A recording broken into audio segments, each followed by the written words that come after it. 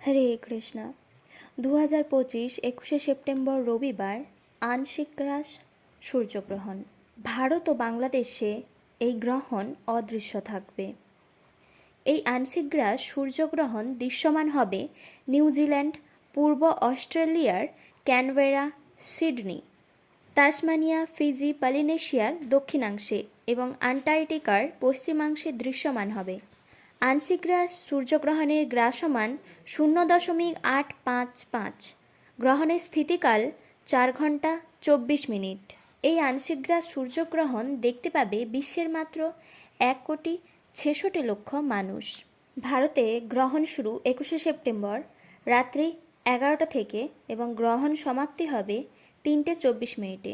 বাংলাদেশে গ্রহণ শুরু হবে 21শে সেপ্টেম্বর রাত্রি 11টা 30 মিনিটে এবং গ্রহণ সমাপ্তি হবে ভোর 3:54 মিনিটে। অনেকেরই মন্তব্য, এই সূর্যগ্রহণ দিনে হচ্ছে না কেন, রাতে হচ্ছে কেন?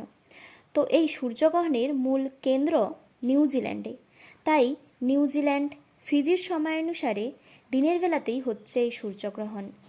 এই সময় হিসেবে তখন আমাদের ভারতে রাত্রি, তাই আমাদের ভারতে এই গ্রহণ রাতে হচ্ছে।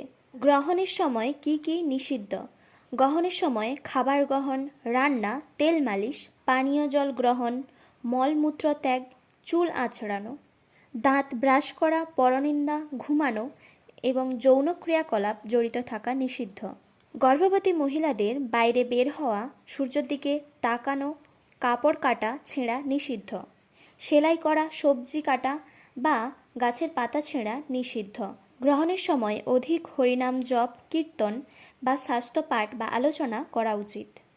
সকলের ক্ষেত্রেই গ্রহণ শেষ হওয়ার পর স্নান করা উচিত এবং রান্নাকৃত খাবার ফেলে দিয়ে নতুন রান্না করা উচিত। নিউজিল্যান্ড, ফিজি, পূর্ব অস্ট্রেলিয়া সহ যে সকল স্থানে গ্রহণ দৃশ্যমান হবে সে সমস্ত স্থানগুলিতে অবশ্যই গ্রহণের নিয়মাবলী পালন করতে হবে।